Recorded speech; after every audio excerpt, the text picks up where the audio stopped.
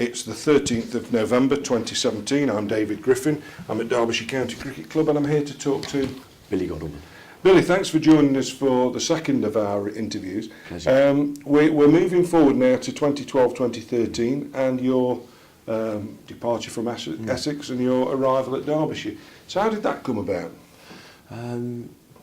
It came about through my relationship that I had with Dave Houghton.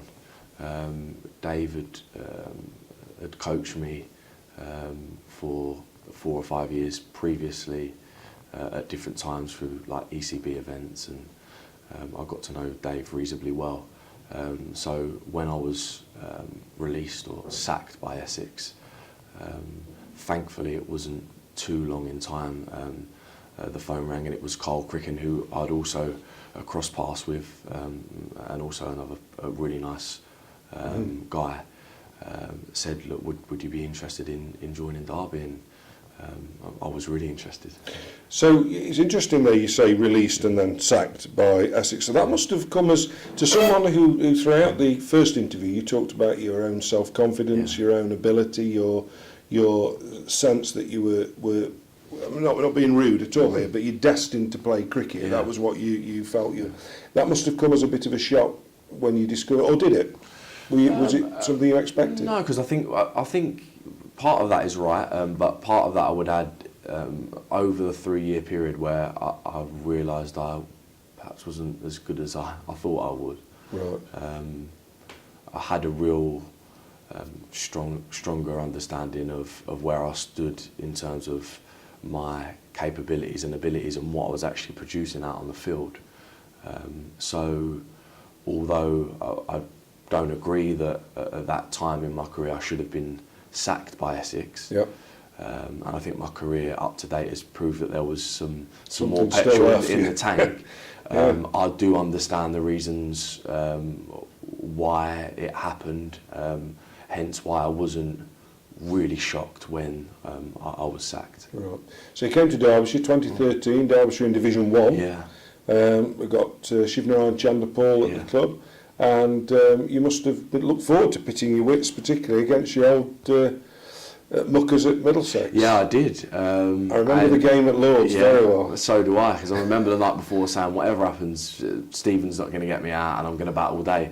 I nearly did, not quite at the strike rate I wish I could have batted at, but I suppose it did show some sort of inner resolve to myself, although to others it may not have looked like the most effective or nice on the eye innings. It was important to me at the time.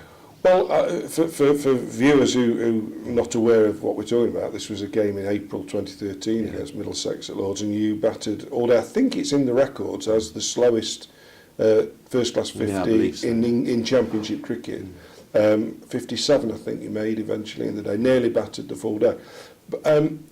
But you're right, what he did do is he showed that you'd got an obdurate, stubborn nature, because they got Roland Jones, Murtagh, Finn, not the worst attack at all. What was it like coming to Derbyshire? You've obviously been in the south, you're a southern boy, you've played Middlesex, Essex, suddenly you're up here in the wilds of Derbyshire. Yeah. What was it like? It was really difficult to begin with, in that my whole sort of community and life, both work and beyond work, was based in central London. So with my transition to playing for Essex, I still lived in the same place. Yes. But I just commuted back and forth, so my life, technically I hadn't moved, I just moved workplace. So the first year here where the transition was decided with the chief executive here that I would commute that first year, and that was really challenging. One, just the nature of the time and energy it took, but two, the sort of repercussions that had on me being able to familiarise myself with the guys I work with and the area and the community, which is important to me. And I think if I look back, I wish I would have just moved full hog straight away. Yeah.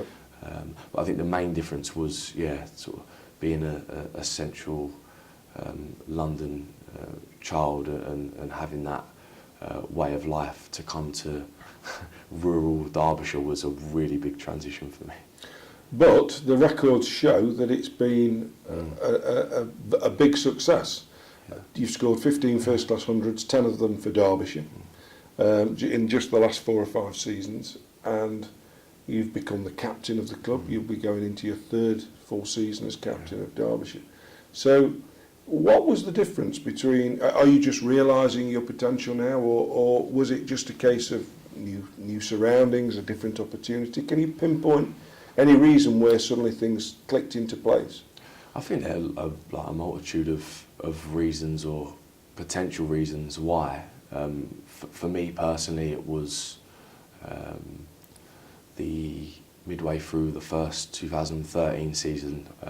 I'd played 8 or 9 games, hadn't scored many runs and was dropped, and I played the rest of the year in the second team. And by the end of that summer, I had made peace with the next year, which was the last year of my contract, would be the last year for me playing professional cricket. Really? I'd planned that was the way, and that over the next 3 or 4 months in the off season, I would start to look into other areas beyond cricket. So I had a job or some sort of reliable income when cricket finished, not if. It so was that right? So it wasn't. It was a real belief. It wasn't just a conditioning yourself to in case. It was a really. Yeah, I didn't know what to do to improve my performances. I was very unhappy with where I was living. I was a long way from my circle of family and friends, which are very important to me. And yeah, I didn't see a way of improvement. But I think therein lies the great lesson, and something I wish I would have done earlier, and with my own son I'll be very adamant about, is that whatever he shows a keen interest or talent for, it will most certainly be balanced with exploring other avenues to A, stimulate his brain, but B, make sure it takes a bit of heat off that talent, and then when he enters the talent space, he's really fully energised. Like, it's not all the be all and end all. The fascinating book written 50 odd years ago by a Caribbean writer called C.L.R. James, called Beyond the Boundary. I don't know if you've read it. Well, I feel like I have, because you're very good at sharing some quotations. Well, the classic one is, what do they know who only cricket know? Yeah. And clearly you'd only really known cricket. It's not your fault, but from a boy to man, you'd only known cricket. So how could you be aware of the other ways of life? But clearly something happened to your benefit and Derbyshire's benefit, because obviously at the end of 2014 you didn't finish playing the game. No. So what was the transition, or was there again a eureka moment? I think that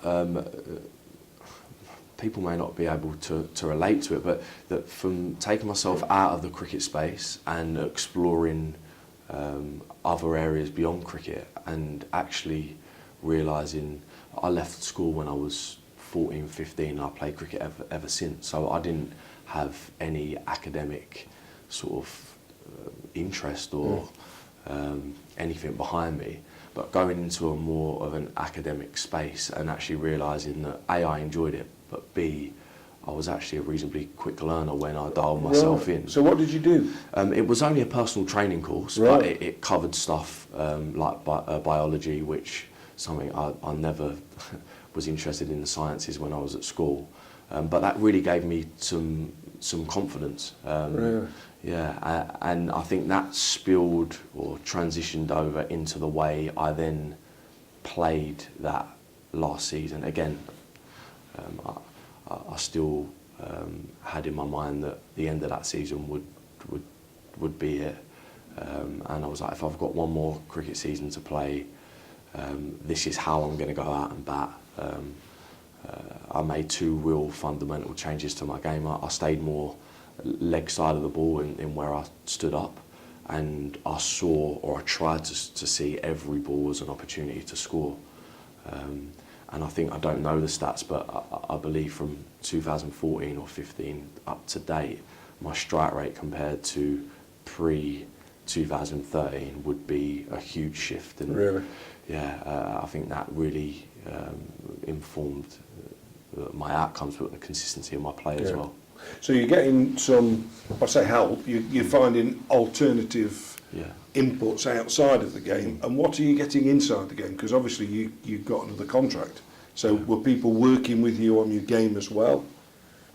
I had support from various coaches, but again, it all linked in at the similar time that I was now going to be accountable for my own game. It's not to say that I didn't or don't listen to other information. At the moment, currently, I've got Kim Barnett, who is the greatest mentor I could possibly have, and we chat often. But at that critical moment in my career, I think subconsciously, perhaps I've become a little bit coach reliant in that I didn't have the answers myself, and I had to have someone else give me the answers that I needed to be successful. But again, at that same sort of crossroads time, I was like, no, that's my career out there. I'm going to live and die by my own sword. So the information that goes in my mind is my information. Right. And the way I use that information is also mine. It's the only way that I could rest my head and sleep at night and know that I'd done all I could for myself. So that's an interesting statement, because a lot of what is talked about cricket and sport generally is this sort of contrast between the overcoached, the player being told all the time what they can and what they can't do, and then the player who says, well, this is what I want to do and this is how I'm going to do it. Yeah. And your personality suggests that actually you would be the latter, because you're a very strong character, and as you said earlier in previous interviews, you're very confident, self-confident, etc.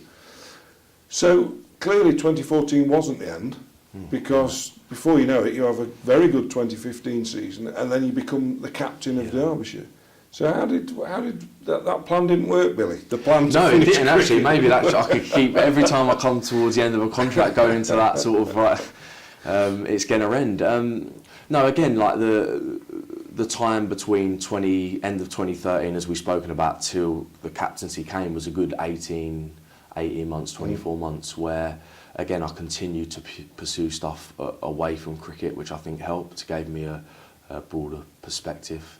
My partner became pregnant, so the sort of looming fatherhood gave me a broader perspective. And also, I think by that stage, Griff, I turned professional in the March of 2005, days after my 16th birthday. Yep. So by that time, I'd been a professional for nearly a decade perhaps. It's a long time. I'd like to think that over 10 years I was smart enough to start seeing patterns and trying to learn from the mistakes that I'd made to grow as a player. So did the captaincy come as you talked about you always saw yourself as some kind of leader, as having leadership qualities, leadership potential. So when it came, was it a surprise? No, it wasn't a surprise, no. Who was the person who delivered the news? Graham Welsh. Right. Yeah. It was something that I should explain it better. I was very much surprised, because I didn't see it coming, but I wasn't surprised that I'd been seen as a potential to be captain. We had a long-standing captain in Wayne Madsen who had done a fantastic job, and assumed that would be the case for many years moving forward. So it hadn't really entered my mind at that time. So I was very surprised from that perspective. But the fact that whoever was making the decisions at the time and the club see something in me, and obviously there was a group consensus within the playing staff that would be the way they would like things to go, that didn't surprise me, no. And what sort of captain are you? It's a difficult question to ask. I feel like I'm a captain that's able to be quite adaptive, so I'll react to whatever's happening or going on the given day. I do really like to give the guys, when appropriate, the time and space to make their own decisions. But ultimately, I feel like I do have the the personality and the ability to say, well, I appreciate it from that perspective, but today we're going that way, and that's the way we're going to go. So I think a balance between two, I think, is a real sort of characteristic of my captaincy. And of course, you become, once you're captain, you've got other responsibilities to the public, to the people you work with, the umpires and people like that. How do you find that? No, really enjoyable to be able to broaden sort of my relationships with different types of people in different areas of the game and the club. Has been a huge sort of satisfaction to me, because I'm someone that likes to continually learn, and being exposed to different people with different experiences and different skills is a real pleasure for me. From a spectator's perspective, you always seem unflappable, is one of the words I would use to describe you. That regardless of the situation out there, you're unflappable. Is that how you really are, or is there a part of you sometimes that's burning up inside that wants to have a rant, or what's the real Billy as a captain? No, there's definitely times internally I want to have a big rant, and there are occasions when I do. Really? But I think that perhaps it is underpinned by, I love this club, and I'm really privileged to do the job that I do as a professional cricketer, let alone the honour of being captain. But in the grand scheme of life, I believe cricket is only a very small dot on that canvas, and as long as I give my best day in, day out, I can't do any more than that. So that perhaps is why I'm usually unflappable. The most recent season that's just passed, Derbyshire had a very successful, the most successful T20 campaign that we've ever had. And you came into the side and started bludgeoning the ball around the park. As you say, your 4-day game, you just had to give yourself a bit more room by stepping to leg, and certainly most of us can remember these crunching drives through the offside. What was it like playing in the T20 campaign, particularly this year when the club, the team was so successful? No, I really enjoyed the opportunity. It was something, from a totally personal perspective, it's something that I was quite frustrated with, particularly at my time at Derby, like not to disrespect any of the work that the guys who had played in that position previously in the top 3 had done, but I didn't see any reason why I couldn't do as good, if not a better job, if I was given the opportunity to open the batting in 2020 cricket. So really fortunate, I feel fortunate to have the opportunity, and pleased that I was able to make, I think it was 4 scores over 25, which I think 3 out of them 4 times informed us on the winning side. So look, there's lots of improvement for me to make personally in my 2020 game, but it was just really nice to play. To finish, Billy, you're 28. You've had already a career in cricket that seems to go back for forever, as you say. It's what, 12 years now, I think. Your hopes for the future? Is to make sure that come the first game of this season coming, that I do all I can, both for myself but for the whole group as well, make sure we're as best prepared to attack that first day out here at the county ground as best as we can. And a bit of silverware? I'd love silverware, yeah, and that's the reason. Not just myself, but all the guys get out of bed every morning. Is it might seem quite far in the distance at the moment, but that's why we get out of bed every morning. Well, you're still young, Billy. It's been a pleasure, fascinating to listen to your conversations. This project is running for some time, so we might yet get you back and have another chat about the in-depth side of cricket. Thanks for your time. I appreciate your time. Thanks, Dave.